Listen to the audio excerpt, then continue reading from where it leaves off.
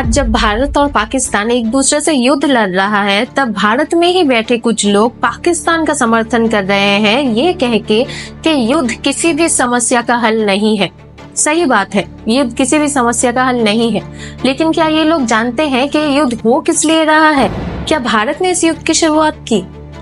नहीं, बल्कि हर बार भारत ने पाकिस्तान की तरफ शांति का हाथ बढ़ाया और हर बार पाकिस्तान ने भारत के पीठ पे छुरा भोंका।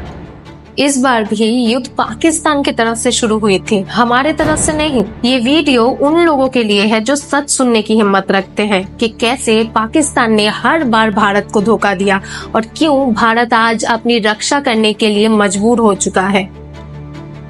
22 अप्रैल 2025 को जब पहलगांव में 26 हिंदू मारे गए तो भारत सरकार ने इस पर जांच की और वेरी एविडेंटली ये सारे टेररिस्ट पाकिस्तान से थे। 2008 के मुंबई अटैक यानी कि 26/11 अटैक के बाद इंडियन सिविलियंस पर यह सबसे बड़ा अटैक था। वो भी लोगों को इसीलिए मारा गया क्योंकि वो हिंदू थे। तो 7 मई 2025 को भारत ने एक मिलिट्री ऑपरेशन लॉन्च की जिसे ऑपरेशन सिंदूर कहा गया और इस ऑपरेशन में पाकिस्तान एंड पाकिस्तान ऑक्यूपाइड कश्मीर के 9 टेररिस्ट इंफ्रास्ट्रक्चर्स को टारगेट किया गया। यहाँ गौर किया जाए कि भारत ने ये ऑपरेशन पाकिस्तान के टेररिस्ट इंफ्रास्ट्रक्चर्स और लोकेशंस को टारगेट करके किया, ना कि सिविलियंस को टारगेट करके। पर पाकिस्तान ने भारत के इस ऑपरेशन को एक्ट ऑफ वॉर का नाम दिया। इसके बाद पाकिस्तान ने जम्मू एंड कश्मीर के पूंछ सेक्टर में भारी गोलाबारी स्टार्ट की सिविलियंस को टारगेट करके, जिसमें 15 लोग मारे गए, जिसमें 10-12 साल के बच्चे भी थे और 43 सिविलियंस इंजर्ड हुए। यहाँ तक के 7 मई के ऑपरेशन सिंदूर में जो टेररिस्ट मारे गए उनके फ्यूनरल में भी पाकिस्तानी आर्मी और पाकिस्तानी आर्मी जनरल्स को शामिल होते हुए देखा गया। आखिर पाकिस्तान इस अटैक में टारगेट किसे कर रहा था? टेररिस्ट को। पर इंडिया में तो टेररिस्ट को पनाह ही नहीं दी जाती, तो क्या इंडियन आर्मी को? नहीं, ये अटैक क्लियरली सिविलियंस पे था। आखिर वॉर किसे कहते हैं, जब अटैक टेररिस्ट पे हो या सिविलियंस पे? भारत ने क्लियरली अटैक टेररिस्ट पे किया था, ना कि पाकिस्तानी सिविलियंस पे। पर पाकिस्तान ने ये अटैक क्लियरली इंडियन सिविलियंस पे किया। इसके बाद भी पाकिस्तान ने 15 इंडियन सिटीज पे अटैक करने की कोशिश की with the help of drones and missiles, जिसका मुकाबला भारत ने अपने एयर डिफेंस सिस्टम से किया, जो कि काबिल तारीफ था। इसके बाद भी पाकिस्तान ने ऑपरेशन बनियान उल मरसूस को लॉन्च किया, जिसमें उन्होंने दिल्ली को टारगेट किया। पर इस बार भी भारत के एयर डिफेंस सिस्टम ने उनके नापाक इरादों को तबाह कर दिया। ये पहली बार नहीं है जब पाकिस्तान ने क्लियरली एंड ओपनली भारत के खिलाफ जंग छेड़ी हो। पार्टीशन के तुरंत बाद अक्टूबर 1947 में पाकिस्तान ने कश्मीर पर हमला किया और भारत के खिलाफ सबसे पहली युद्ध छेड़ी। इसके बाद पाकिस्तान ने 1965 में भारत पे फिर से हमला किया, जिसे the second Indo Pakistan war कहा गया। ये वॉर अगस्त 1965 से सितंबर 1965 तक चली। फिर दिसंबर 1951 में बांग्लादेश के इंडिपेंडेंस के वक्त पाकिस्तान ने भारत पे फिर से हमला किया। इसके बाद भी मई 1919 में पाकिस्तान ने भारत के साथ फिर से जंग छेड़ी, जिसे द कारगिल वॉर कहा गया। कारगिल वॉर के वक्त जब भारत पाकिस्तान के साथ लाहौर समझौता कर रहा था, तब पाकिस्तानी आर्मी ने चुपके से कारगिल की पहाड़ियों पर कब्जा करने की कोशिश की। पाकिस्तान ने हर बार भारत के शांति के प्रयासों को तोड़ने की कोशिश की। 2001 के पार्लियामेंट अटैक में जैश-ए-मोहम्मद का हाथ था। 2008 के मुंबई अटैक्स यानी कि 26/11 अटैक्स में भी लश्कर-ए-तैयबा का हाथ था। United nation security council (UNSC) ने भी ये कंफर्म किया है कि लश्कर-ए-तैयबा और जैश-ए-मोहम्मद पाकिस्तान में ऑपरेट होने वाले टेररिस्ट ग्रुप्स हैं। भारत ने हर बार अमन और शांति का रास्ता चुनने की कोशिश की है। 2016 की सर्जिकल स्ट्राइक और 2019 की बालाकोट एयर स्ट्राइक सिर्फ उन आतंकवादी ठिकानों पर थे जो भारत में आतंकवाद फैलाने की कोशिश कर रहे थे।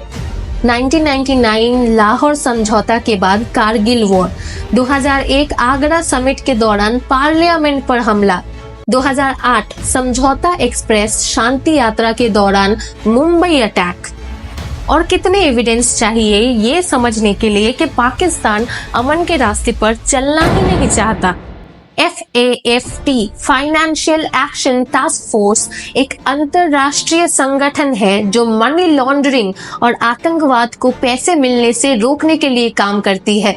उन्होंने बार बार पाकिस्तान को अपनी ग्रे लिस्ट में रखा है क्योंकि उनका कहना है कि आतंकवादी संगठनों को पाकिस्तान से पैसा मिलता है।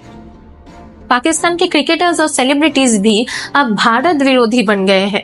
इससे पहले भी पाकिस्तान के क्रिकेटर्स ने टीवी पर आके गजवाए हिंद तक की बात की थी और अब ऑपरेशन सिंदूर के बाद पाकिस्तानी सेलिब्रिटीज भारत के इस टेररिज्म के खिलाफ लड़ने के प्रयास को ओपनली कावर्डली कह रहे हैं।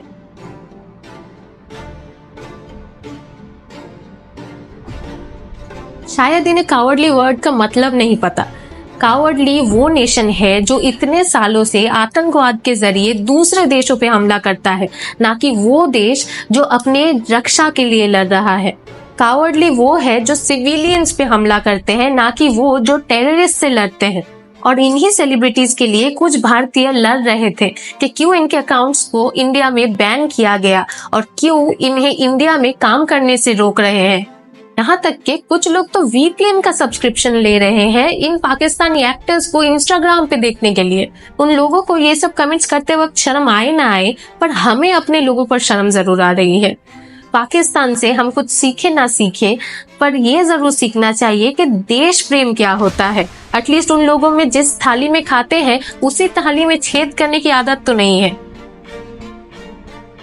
भारत की सेना अपने लोगों के सुरक्षा के लिए दिन रात लड़ रही है और हमारा फर्ज बनता है कि इस मुश्किल घड़ी में हम अपने सेना के साथ खड़े रहें। भारत की सेना हमारे लिए अपनी जान जोखिम पे रख के लड़ रही है। बदले में हम इतना तो कर ही सकते हैं कि एक सच्चा भारतीय होने का फर्ज अदा करें। पाकिस्तान के झूठे इल्जामों और प्रोपागेंडा के खिलाफ हमें एकजुट होना है। सोचिए आपके स्कूल या कॉलेज में कोई आपको बहुत सालों से तंग करता है, मारता या पीटता है। आप सालों से सहते आ रहे हैं, पर एक दिन आपने भी उल्टा हाथ उठा दिया, पर लोगों ने कहा कि अटैक आपने फर्स्ट किया, जबकि आपको पता है कि इतने सालों से अटैक आप पे किया जा रहा है और सहते सहते अब आपका सब्र का बांध टूट चुका है। यही सेम चीज भारत के साथ भी हुई है। भारत का सब्र का बांध टूट चुका है, पर अब भी भारत बार बार यही समझा रहा है कि हमें वॉर नहीं चाहिए, हम बस टेररिज्म से लड़ रहे हैं। हमें ये याद रखना है कि ये टाइम बहुत क्रूशल है। पाकिस्तान अपनी छवि को दुनिया के सामने अच्छा दिखाने के लिए बहुत सारे एक्यूजेशंस करने वाली है। अपने घर के कंफर्ट्स में बैठ के एटलीस्ट हमें अपने देश के लिए लड़ना है, अपने देश के सच्चाई को समझना है। भारत की आर्मी आपके लिए लड़ रही है, भारत आपके लिए लड़ रहा है। इस मुश्किल घड़ी में हमें टूटना नहीं है, ना ही हमें डरना है। हमें भारत की सेना के साथ और भारत के लिए खड़े होना है। तब तक के लिए जय हिंद, जय भारत।